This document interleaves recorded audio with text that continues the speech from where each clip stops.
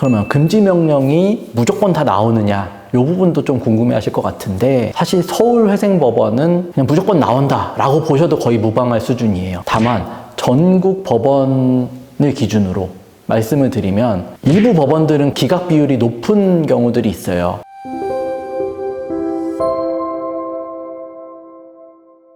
끝까지 싸워서 이기겠습니다. 젠틀한 싸움 딱 유익상 변호사입니다.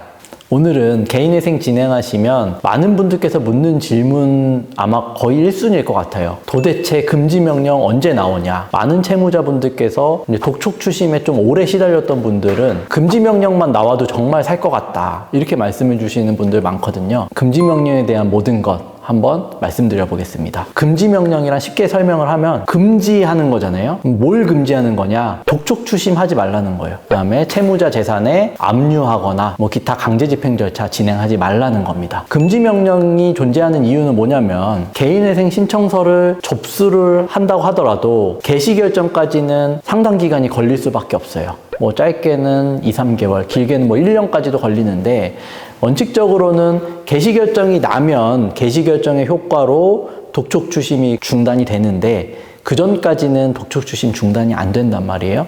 그래서 금지명령을 내려주면 신청서 접수해서 금지명령 나온 순간부터 개시결정 시까지 독촉 추심이 중단이 되니까 이제 채무자들의 생활에 좀 더 이제 안정을 기할 수 있겠죠. 그래서 금지명령이 나오면 여러 군데서 돈을 빌리신 분들, 그리고 1금융권보다는 2금융권, 뭐 3금융권, 뭐 저축은행, 대부업체, 뭐 이런 데서 돈 빌리셨던 분들은 정말로 이제 살 것 같다, 이런 분들한테 많이 도움이 되실 것 같아요. 다만 이제 주의하셔야 될 거는, 금지명령이 나온다 하더라도, 그러니까 새로운 압류를 못하게 막는 거고 새로운 독촉 추심을 못하게 막는 거지, 기존에 진행됐던 압류, 뭐 통장이 묶인 거, 부동산이 경매 진행되는 거, 이런 부분들은 중단이 되는 건 아니에요. 이런 경우는 별도로 중지명령을 따로 받으셔야 된다는 점은 참고하시면 좋을 것 같습니다. 그래서 금지명령 도대체 언제 나오냐 많이 물어보시는데, 저희 사무실에서 전국 법원별로 한번 정리를 해봤더니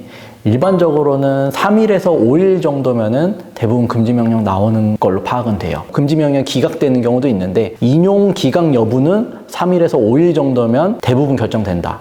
그리고 정말 빨리 나오는 경우는 신청서 접수하고 다음날 바로 나오는 경우도 있고, 좀 늘어지는 경우는 뭐 한 15일 정도? 그러니까 뭐 인지송달료 납부가 늦어진다거나 재판부 내부적인 사정이 있어서 늦어진 경우는 그 정도까지도 이제 있습니다. 그러면 금지명령이 무조건 다 나오느냐? 이 부분도 좀 궁금해 하실 것 같은데, 사실 서울회생법원은 그냥 무조건 나온다 라고 보셔도 거의 무방할 수준이에요. 저희가 작년에 한 서울에만 거의 한 100건 넘게 진행했던 것 같은데 기각된 케이스는 하나도 없었습니다. 다만 전국 법원을 기준으로 말씀을 드리면 일부 법원들은 기각 비율이 높은 경우들이 있어요. 대표적으로 광주지방법원을 들 수 있고, 창원이라든지 울산이라든지 이런 데는 기각 비율이 좀 됐거든요. 그리고 부산지방법원도 꽤나 기각률이 높았는데, 부산은 다만 올해 회생법원으로 바뀌면서 금지명령 기각을 거의 안 해주는 추세긴 합니다. 재판이 지역에 따라서 달라진다는 게 말이 안 되고, 그래서 부랴부랴 법을 개정해가지고 그럼 회생법원 더 늘리자라고 해서 이제 부산이랑 수원에 일단 시범적으로 더 만든 거예요. 그러니까 이제 부산도 눈치는 보이겠죠. 회생법원이라고 만들어 놨으니까 뭔가 달라진 모습은 보여줘야겠는데, 그러니까 이제 금지명령을 기각하지는 않더라고요.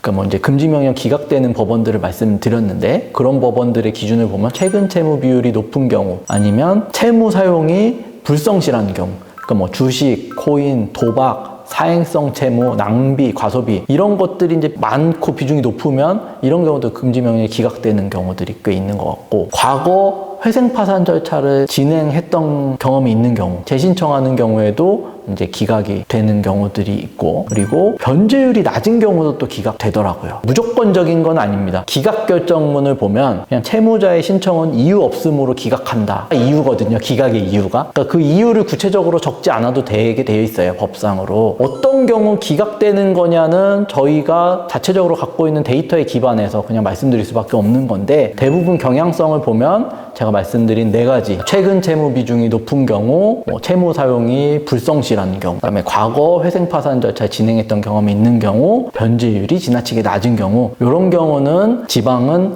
기각될 가능성이 있다. 금지명령 기각되지 않는 노하우. 물론 이제 사무실의 노하우도 있겠지만 개별 사건의 특성 내지는 그 법원의 특성에 따라서 결정되는 게 훨씬 높다라고 보여요. 그러니까 거의 저희가 봤을 땐 동일한 사건으로 들어간다고 하더라도 서울은 기각 안 됩니다.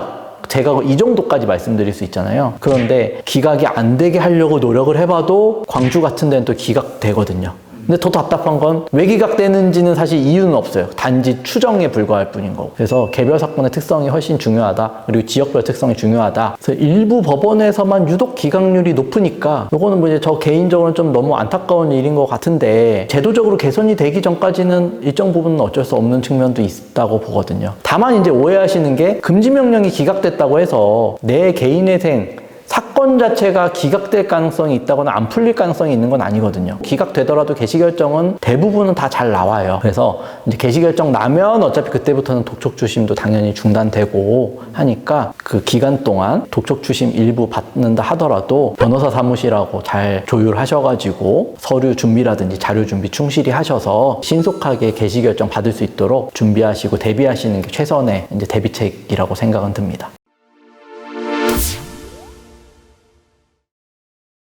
그래서 오늘은 금지명령 언제 나오나 그리고 어느 법원이 금지명령 이제 잘 나오고 어느 법원이 기각됐는지 말씀드렸는데 본인 관할에 따라서 이제 기각 가능성에도 대비해서 최대한 빨리 개시결정 받을 수 있도록 준비 잘 해나가시면 좋을 것 같습니다. 도움되셨다면 구독과 좋아요 부탁드리겠습니다. 감사합니다.